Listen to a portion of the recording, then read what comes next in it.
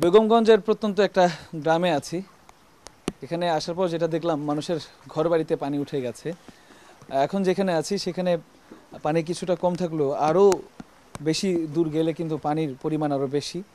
দেখছেন উঠানের মধ্যে হাঁস ভাসছে, মানুষের পাশাপাশি হাঁসগুলো এখানে ভাসছে। গবাদি পশু নিয়ে তাদের যে নিজেদের পাশাপাশি গবাদি পশু নিয়ে তাদের যে একটা হাহাকার অবস্থা বা একটা সংকট তৈরি হয়েছে, সেটা কিন্তু খুবই দুর্বিষহ।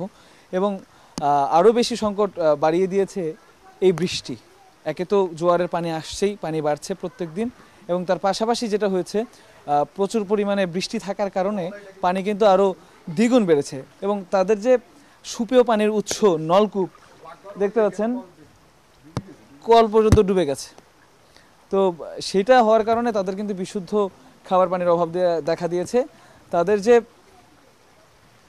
রান্নাঘর আছে সেগুলো কিন্তু ডুবে গেছে। এর ফলে তারা ঠিকমতো রান্না করে যে খাবে সেই অবস্থাটাও কিন্তু নাই। এছাড়া রান্না করার জন্য যেহেতু কিছু ত্রাণের প্রয়োজন, সেই ত্রাণ সামগ্রীও কিন্তু এই এলাকার মানুষের কাছে খুব বেশি পৌঁছাচ্ছে না বলে তারা আমাদেরকে জানিয়েছেন। এবং আমি এইখানে যে হাঁটছি পানির মধ্যে, পানিতে কিন্তু বেশ নোংরা পানি। জানেন যে বানের পানি অবশ্যই নোংরা হয়। তো এই পানিতে নানা পানিবাহিত রোগে কিন্তু তারা এরই মধ্যে আক্রান্ত হয়েছেন বলে আমাদেরকে জানিয়েছেন। এবং অনেকের সাথে আমাদের কথা হয়েছে, তারা আমাদেরকে জানিয়েছেন অনেকে অর্ধাহারে রয়েছেন বেশ অনেক দিন যাবৎ, অনেকেই বিনা আহারে রয়েছেন অনেক দিন যাবৎ। এবং ত্রাণের যে অভাব, বিশেষ করে ঔষধের অভাবের কথাও তারা কিন্তু বলছেন। এখানে অনেক ত্রাণ সামগ্রীর পাশাপাশি ঔষধের প্রয়োজন রয়েছে। এবং এই এলাকাগুলোতে আসলে ঢুকতে নৌকা ছাড়া কোনো বিকল্প নেই আসলে। তো এর জন্য অনেকে পৌঁছাতেও পারছে না। এর ফলে এই এলাকার মানুষগুলোর দুর্ভোগ কিন্তু বেড়েই চলেছে। আমরা দেখেছি যে বয়োবৃদ্ধ থেকে শুরু করে নারী শিশু এরা কিন্তু অনেকটা ঝুঁকির মধ্যে রয়েছে। এবং যারা শহরের দিকে যাওয়ার চেষ্টা করছে তারা কিন্তু পানি ভেঙে সাঁতরে তারপরে যাওয়ার চেষ্টা করছে। এবং সেখানে নিত্য প্রয়োজনীয় সামগ্রীর যে দাম, সেটা কিন্তু আকাশ ছোঁয়া।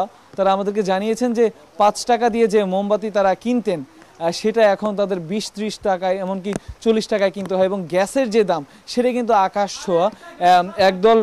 একদল অসাধু ব্যবসায়ী তারা কিন্তু এই বন্যার্ত মানুষের অসহায়ত্বের সুযোগ নিয়ে তারা কিন্তু তাদের স্বার্থ সিদ্ধিতে ব্যস্ত। এবং তারা কিন্তু অন্যায়ভাবে বা অযৌক্তিকভাবে দাম কিন্তু বাড়িয়েই চলেছে, কৃত্রিম সংকট তৈরি করছে। এবং এর ফলে এই এলাকার মানুষগুলোর দুর্ভোগ কিন্তু আরও বেড়েই চলেছে। এই ছিল এখনকার মতো আমার কাছে সর্বশেষ।